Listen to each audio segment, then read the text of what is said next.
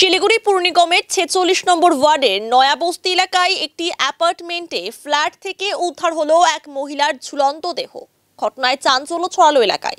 মৃতার নাম নিবেদিতা দাস ওরফে পাখি। Cancer isn't the end.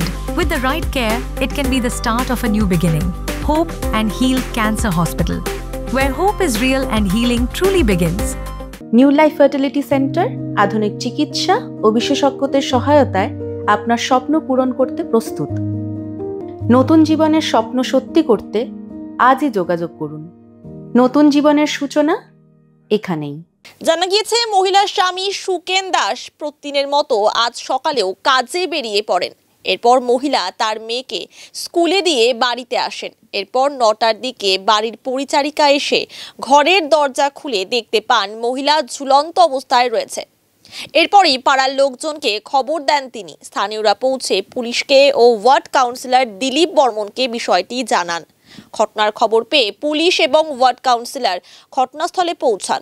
Police মৃতদেহ উদ্ধার করে ময়নাতদন্তের জন্য উত্তরবঙ্গ মেডিকেল কলেজ ও হাসপাতালে পাঠায়। গোটা ঘটনার তদন্তে পুলিশ। দেখুন, আমাকে কিছুক্ষণ আগে শুনেছি, আমাকে ফোন করে বললো, দাদা অমুক জায়গায় একজন আমাদের পার্টিতে আসে, সুসাইড করছে, তুমি আমার পুলিশকে খবর দিয়ে দাও। আমি থানাকে ফোন করার সঙ্গে সঙ্গে থানা বললো, না আমরা যে খবর পেয়েছি আমরা আসছি। সেই মতে আমিও আসলাম, এসে দেখে এরকম মর্মান্তিক এক ঘটনা। তো ঘটনাটা কেন করলো, কিসের জন্য করলো এটা বুঝতে পারছি না, কিন্তু মেয়েটা তো খুব ভালো মেয়ে ছিল এবং তার একটা বাচ্চা আছে, 9-এ পড়ে, স্বামী মাসের বদি আছে, সুখের সংসার। তার মধ্যে যে কেন, কি কারণ, কি ডিপ্রেশনে গেছে নাকি, এটা তো বাকিটা পুলিশ তদন্ত করবে। এবং কিন্তু আমি যতটুকু জানি যে এই ফ্ল্যাটে যারাই আছে তাদের সঙ্গে খুব একটা সুসম্পর্ক ছিল, হাসি খুশি থাকতো। এবং তার সাথে সাথে আমি একটাই আবেদন রাখবো, যারা এরকম ডিপ্রেশনে গিয়ে এই ধরনের অঘটন ঘটাচ্ছে বা যারা চিন্তাধারা করছেন, আমি সকলের কাছে আমার অনুরোধ থাকবে যে আপনারা এই ধরনের কেউ ঘটনা ঘটাবেন না। যদি আপনাদের মাথার মধ্যে কোনো টেনশন থাকে, নিজের লোককে জানান বা পাশে আপনার বন্ধুবান্ধব যারা থাকবে তাদের সঙ্গে আলোচনা করুন। কিন্তু এই ধরনের অঘটন ঘটিয়ে যে একটা মেয়ে আছে, যার এই মেয়েটা এখন কার কী হবে, মেয়েটাকে কে দেখবে, বাবা তো একা পক্ষে দেখা সম্ভব না। তো আমার মনে হয় এই জিনিসটা যারা এইসব সুসাইডের দিকে যাচ্ছে, গতকালও একটা ঘটনা ঘটেছে। তো এই জন্য আমার মনে হয় যে এটা যাতে না ঘটে আর, তার জন্য আমাদেরকে সবাইকে চিন্তা করতে হবে, সবাইকে ভাবতে হবে। পিছনে কিছু আমরা তো বলতে পারবো না, কারণ পারিবারিক ব্যাপারটা তো সবাই জানতে পারবে না। যে সুসাইড করে সেই বলতে হবে, তাছাড়া তো বলতে হবে না। কারণ হচ্ছে আমরা যতটুকু বাইরের থেকে দেখি বা আমরা আমাদের সঙ্গে মেশাতে যতটুকু জানি, একটা ভালো মেয়ে ছিল, ভালো বউ ছিল, ভালো সংসারী। না বলতে পারছি না, আমি আসলামই একটু আসি, আমি আধা ঘন্টা আগে জানতে পারি।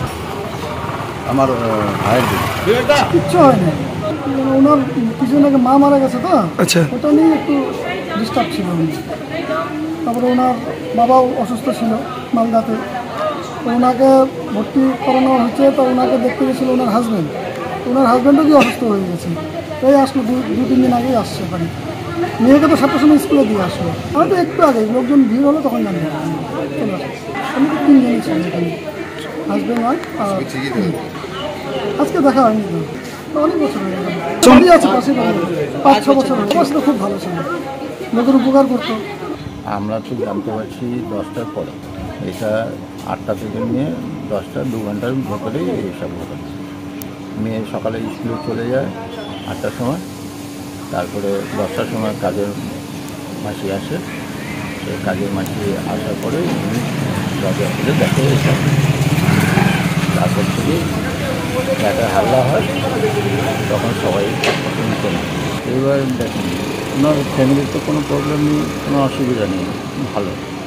হ্যাঁ, ওনার একটু মিসেসের একটু মানে শারীরিক প্রবলেম ছিল, অসুস্থ ছিল, তাছাড়া তো আর কোনো প্রবলেম আমরা আজ পর্যন্ত পাইনি।